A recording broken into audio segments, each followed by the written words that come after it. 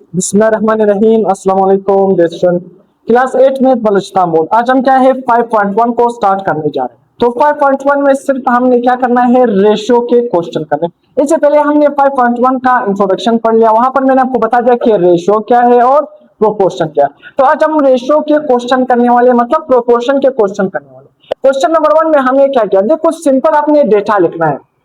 हमें क्या है, एक स्टेटमेंट गिवन है, उसमें क्या गिवन है, किन दोनों के दरमियान हमें रेशियो गिवन है, बेग्स और कॉस्ट। मतलब हमने क्या है, बेग और कीमत, कितने बेग्स कितने कीमत के होंगे, कितने पैसे उस पर लगेंगे। सिंपल क्वेश्चन नंबर 1 में क्या बताया कि अगर 12 बेग होंगे उसका कीमत क्या है, 18,000।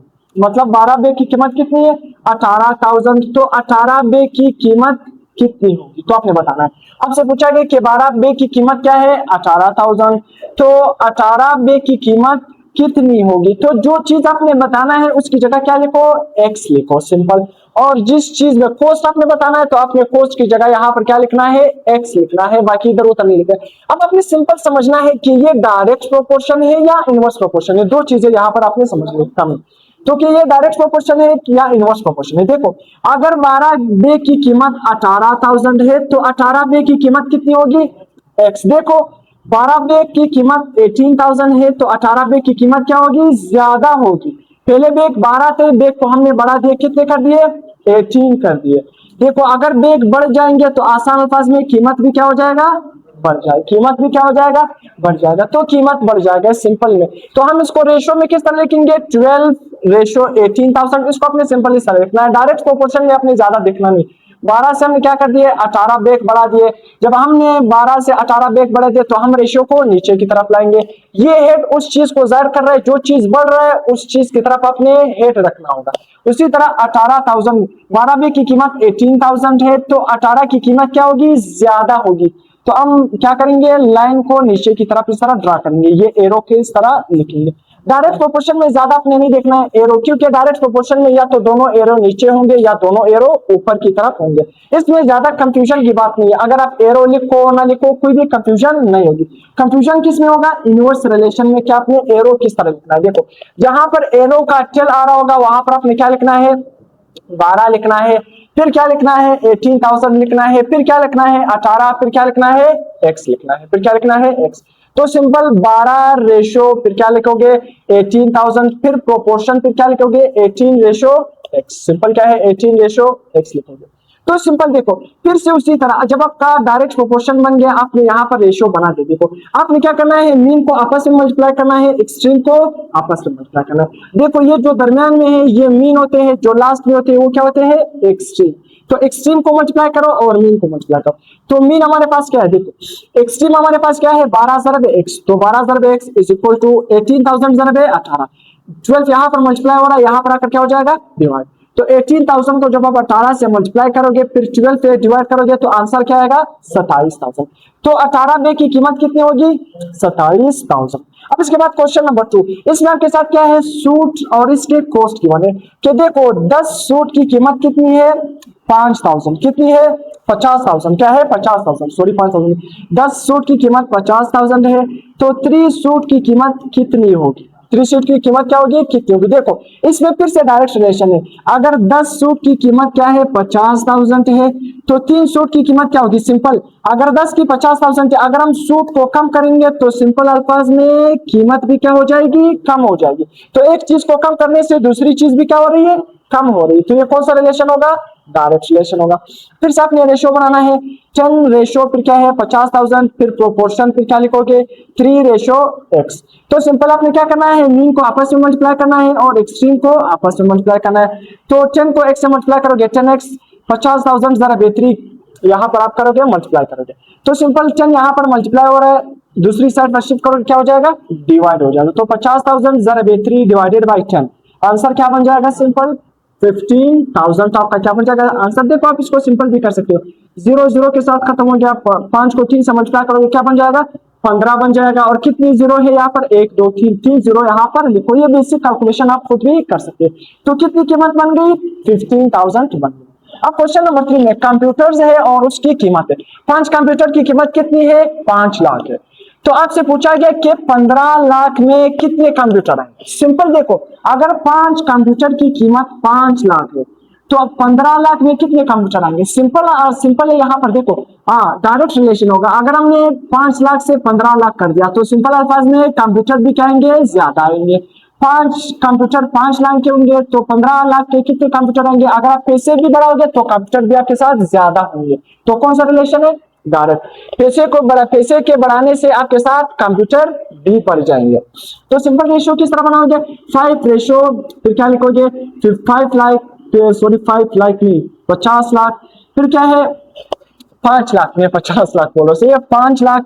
तो 5 रेशियो फिर क्या है 5 लाख, फिर प्रोपोर्शन फिर क्या लिखोगे x, फिर क्या है रेशियो 15 लाख। तो सिंपल से फिर क्या करोगे, मीन को आपस में मल्टीप्लाई करोगे और एक्सट्रीम को आपस में मल्टीप्लाई करोगे। तो 5 ज़रब 15 lakh is equal to 5 lakh ज़रब x। यहाँ पर 5 लाख मल्टीप्लाई हो रहा है x के साथ, दूसरी साइड पर आकर क्या हो जाएगा, डिवाइड हो जाएगा। तो 5 ज़रब 15 lakh divided by 5 lakh, answer हमारे पास क्या आएगा, देखो 1 2 3 4 5, 1 2 3 4 5, 5 5 0 आपस में क्या हो जाएंगे, खत्म हो जाएंगे। 5 5 के साथ खत्म हो जाएगा, आंसर क्या बन जाएगा 15। तो कितने कंप्यूटर, 15 लाख के कितने कंप्यूटर आएंगे, 15 कंप्यूटर आएंगे। इसके बाद क्वेश्चन नंबर 4 में बुक और उसकी कीमत के दरमियान रेशियो है। 10 बुक की कीमत कितनी है हमारे पास, 2500, क्या है 2500 है। आपसे पूछा गया कि 6000 में कितने बुक आएंगे। तो सिंपल, अगर आप पैसे ज्यादा बढ़ाओगे, पैसे 2500 से 6000 करोगे तो सिंपल ज्यादा पैसों में ज्यादा बुक आएंगे। तो ये कौन सा प्रोपोर्शन होगा, डायरेक्ट प्रोपोर्शन है। क्योंकि 10 बुक की कीमत कितना है, 2500 है। तो अगर आपने 2500 से 6000 कर दिया, पैसे बढ़ा दिया, तो ज्यादा पैसे पे ज्यादा बुक आएंगे। तो ये कौन सा रिलेशन है, डायरेक्ट रिलेशन है। तो देखो सिंपल रेशियो बनाओ, 10 रेशियो फिर क्या है 2500, फिर हमारे पास क्या है प्रोपोर्शन, x रेशियो क्या है 6000। देखो डायरेक्ट रिलेशन में कोई मसला नहीं है, तो आप इस तरह क्या है सिंपल रेशियो बना दो। इनवर्स रिलेशन में आपने थोड़ा ख्याल रखना होगा। तो देखो डायरेक्ट प्रोपोर्शन हमारे साथ बन गया 10 रेशियो x, सॉरी 10 रेशियो 2500, फिर क्या है प्रोपोर्शन, फिर x रेशियो 6000। फिर से उसी तरह आपस में क्या करोगे, मीन को आपस में मल्टीप्लाई करोगे, एक्सट्रीम को आपस में मल्टीप्लाई करोगे। तो हमारे पास क्या है 10 ज़रब 6000 इज इक्वल टू 2500 ज़रब x। 2500 यहाँ पर मल्टीप्लाई हो रहा है, दूसरी तरफ आ जाएगा, क्या हो जाएगा डिवाइड। यहाँ पर मल्टीप्लाई हो रहा है, जब हम इसको इस साइड पर शिफ्ट करेंगे क्या हो जाएगा डिवाइड। तो 10 ज़रब 6000 डिवाइडेड बाय 2500, तो इसको मल्टीप्लाई करोगे डिवाइड करोगे, आंसर क्या आएगा 24 आएगा। तो ये सिंपल है, आप खुद भी कर सकते हो। क्वेश्चन नंबर 6 देखो, मेसन और डेज। मेसन और डेज में आपने रेशियो बना, आपसे क्या कह रहा है कि 10 मेसन क्या है 40 दिन उसके लिए क्या है जरूरत होगी। 10 मेसन के लिए कितनी दिन की जरूरत है, 40 दिन। अगर हम क्या करेंगे, दिन को क्या करेंगे कम करेंगे, दिन को क्या करेंगे कम करेंगे। हाँ, अगर हम दिन को कम करेंगे तो सिंपल अल्फाज में मेसन क्या होंगे, तो दिन कम करने से मेसन क्या होंगे हमारे पास। सिंपल अल्फाज में अगर 10 बन रहे थे तो दिन कम होने से मेसन क्या हो जाएंगे, बढ़ जाएंगे। तो इनवर्स प्रोपोर्शन, यहाँ पर कौन सा प्रोपोर्शन है, इनवर्स, क्योंकि हम दिन को क्या कर रहे हैं, कम कर रहे हैं। तो अगर दिन कम होंगे तो मेसन क्या हो जाएंगे, बढ़ जाएंगे। तो रिलेशन क्या बन जाएगा, इनवर्स बन जाएगा। तो देखो दिन क्या है हमारे पास ये क्या है 40 ज्यादा है 20 कम, तो दिन हमारे पास क्या कर दिया हमने, दिन को कम कर दिया। तो मेसन क्या हो जाएगा 10 से 10, मेसन क्या हो जाएगा बढ़ जाएगा। तो देखो इनवर्स रिलेशन में मैंने एरो किस तरह लिखा है, एरो मैंने इस तरह लिख लिया। देखो 20 से लेकर 40, ये तो आपको पता है कि 20 कम है 40 ज्यादा है, तो एरो का क्या है कम से ज्यादा की तरफ। अब देखो यहाँ पर अगर मेसन क्या होंगे ज्यादा होंगे तो 10 क्या है कम है। देखो आंसर हमारे पास कितना आ रहा है 20। तो एरो क्या होगा छोटे से बड़े की तरफ, एरो क्या होगा छोटे से बड़े की तरफ। यहाँ पर भी देखो छोटे से बड़े की तरफ, यहाँ पर भी छोटे से बड़े, क्योंकि मेसन बढ़ जाएंगे, क्या हो जाएंगे मेसन बढ़ जाएंगे। एक्स का जो आंसर है वो 10 से ज्यादा है, तो इसी वजह से एरो क्या आएगा नीचे आएगा। इनवर्स रिलेशन में या तो एक एरो नीचे होगा एक ऊपर होगा, या तो एक ऊपर होगा दूसरा नीचे होगा। तो ये इनवर्स प्रोपोर्शन है। फिर साथ बनाओगे 10 रेशियो x, किस तरह बनाओगे 10 रेशियो x। फिर प्रोपोर्शन बनाओगे 20 रेशियो 4। देखो यहाँ पर हम डायरेक्ट रिलेशन में जनरल रेशियो बना रहे 10 25 x 6000, जनरल रेशियो है क्वेश्चन में जनरल रेशियो बना रहे। अब यहाँ पर आपने क्या करना है, देखो यहाँ पर आपने जहां पर हेड आ रहा है उसको दूसरे मतलब सेकंड नंबर पर लिखना है जहां पर चल है।